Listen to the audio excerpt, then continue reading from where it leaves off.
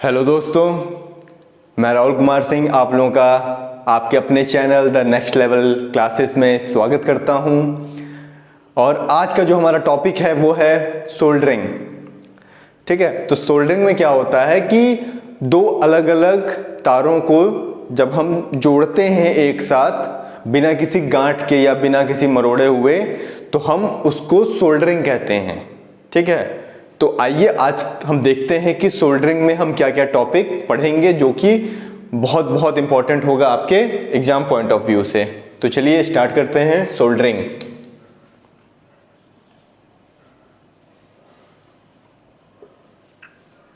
Soldering क्या है? जो लिखा है आपके सामने, क्या लिखा है देखो। समान प्रकार के या अलग अलग प्रकार के तारों को, जैसे एक कॉपर हो गया, एक एल्युमिनियम हो गया, उसको जोड़ना है, आप सोल्डर करोगे। ठीक है, अलग अलग प्रकार या फिर दोनों समान हो, एल्युमिनियम एल्युमिनियम हो, कॉपर कॉपर हो, तो उसको जोड़ने के लिए जो हम टांका लगाते हैं, हिंदी में टांका बोलते हैं, वो होता है हमारा सोल्डरिंग। तो क्या लिखा है? समान प्रकार के या अलग अलग प्रकार के तारों को आपस में जोड़ने की प्रक्रिया को ही सोल्डरिंग कहते हैं। ठीक है, समझ में आया? चलिए अब एक एग्जांपल आप देखिए। आपने कभी टीवी बनवाया होगा, सपोज करिए इलेक्ट्रॉनिक्स में घुसिए। अब आपने टीवी बनवाया होगा।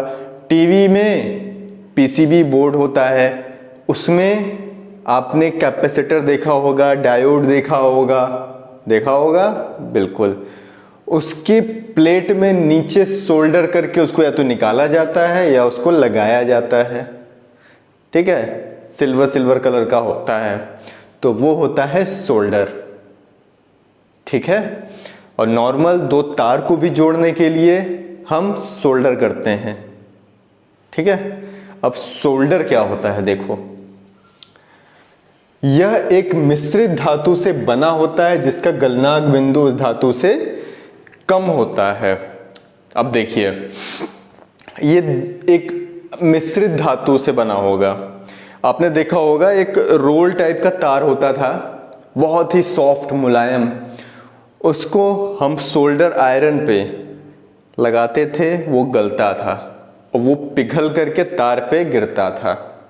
तो इसमें ये कह रहा है कि जो सोल्डर होता है उसका गलनांक जिस पे सोल्ड किया जा रहा है उससे बहुत ही कम होना चाहिए गलनांक। समझ गए? तो वो जुड़ेगा और उस धातु से कम हो जिसे जोड़ना है।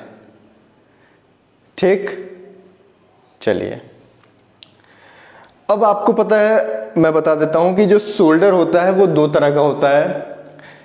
एक होता है कठोर सोल्डर, एक होता है नरम सोल्डर। कठोर सोल्डर में जब हम करेंगे तो क्या आएगा? स्टील आएगा, आयरन आएगा, पीतल आएगा। नरम सोल्डर में कॉपर और एल्युमिनियम। ठीक है, फ्लक्स।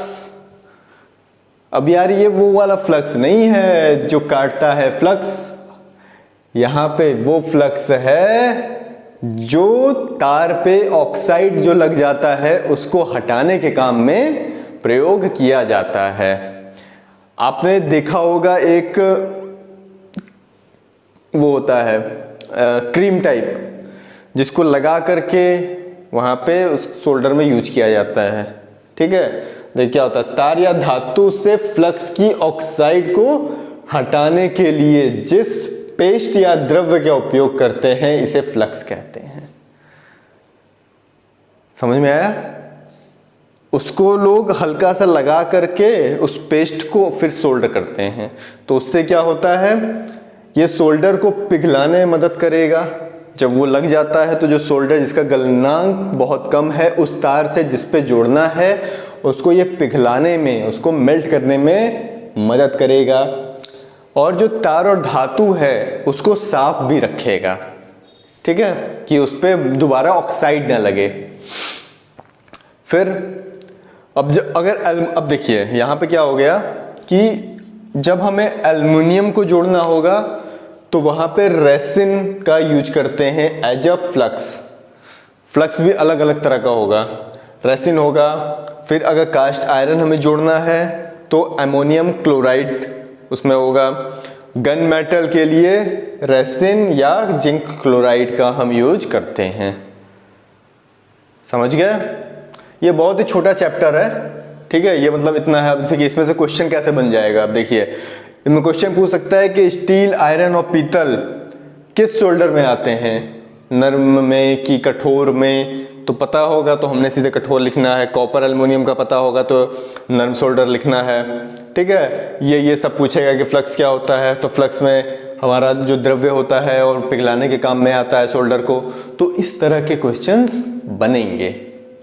1 से 2 क्वेश्चंस आ भी सकते हैं, नहीं भी, बट हमें लेके चलना है पूरा कि हाँ हम पूरा पढ़ें। सोल्डर, कठोर सोल्डर में हमारा है spelter solder and silver solder, ठीक है।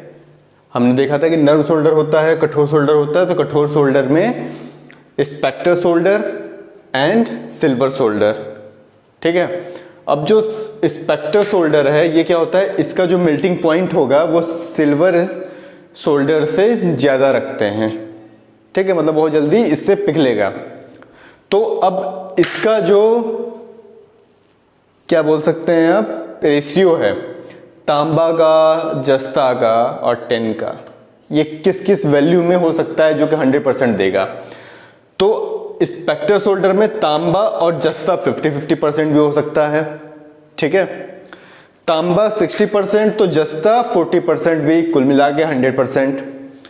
आफ्टर दैट तांबा 50%, जस्ता 37% एंड टिन 13%, टोटल 100%।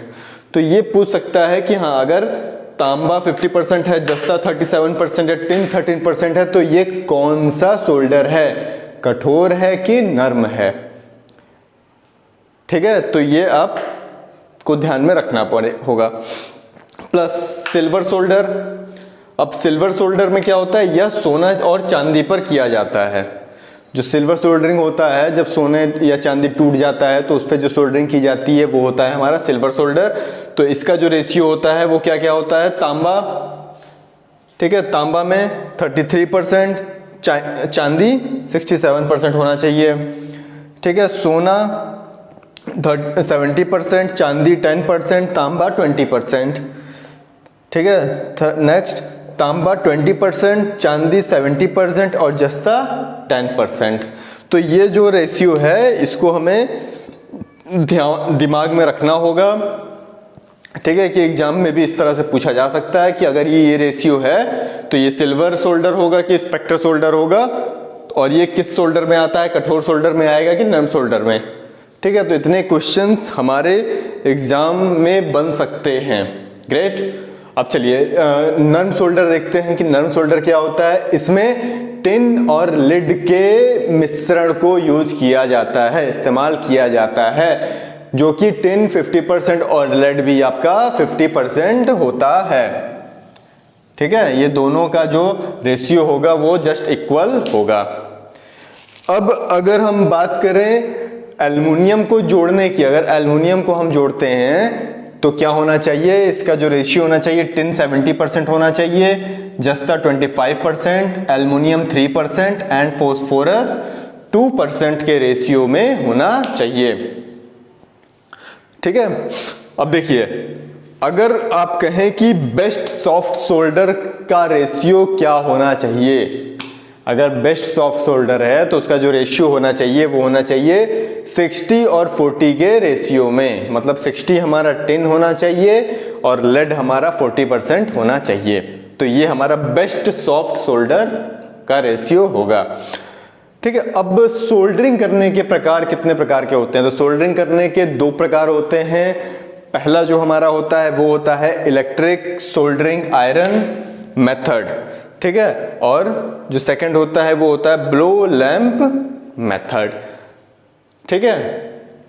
तो ये दोनों भी इंपॉर्टेंट है, पूछ देगा कि सोल्डरिंग करने के कितने प्रकार के होते हैं, तो उसमें हमें पता होना चाहिए कि ये इलेक्ट्रिक भी सोल्डरिंग आयरन मेथड होता है और ब्लो लैंप मेथड होता है। अब आइए मतलब सोल्डरिंग से रिलेटेड क्वेश्चन जो हो गए हैं ये काफ़ी है। और एक चीज़ और आप ये देख लीजिए, जो ये बेस्ट सॉफ्ट सोल्डर है ये हमारा किस में यूज होता है?